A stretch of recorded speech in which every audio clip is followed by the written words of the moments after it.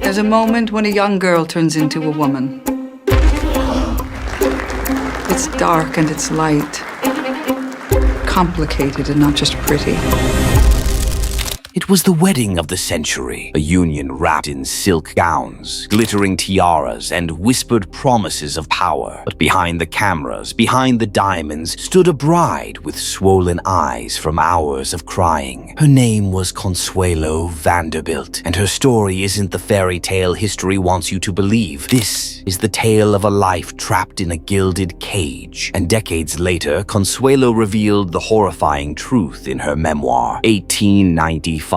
Consuelo Vanderbilt is one of the wealthiest young women in America. Born into the Vanderbilt dynasty, she's worth over $4 billion if you adjust for today's money. But for her mother, Alva Vanderbilt, money wasn't enough. She wanted power. She wanted titles. She wanted Consuelo married into European aristocracy. Consuelo had other plans. She was in love with a man named Winthrop Rutherford. But when she tried to refuse her mother's chosen duke, Alva's words cut like a knife. If you don't marry the Duke, I'll shoot Winthrop. This wasn't just a proposal, it was blackmail. But if you think her engagement was cruel, her wedding day was even worse. November 6, 1890, St. Thomas Church on 5th Avenue is packed with New York's elite. 4,000 invitations sent. Police stationed outside to control the swelling crowds. Inside, the bride sits alone. Footmen are posted at her door to stop her from running. Her eyes swollen shut from crying. The ceremony is delayed 20 minutes. When she finally appears on her father's arm, the press can't stop raving about her cream satin gown,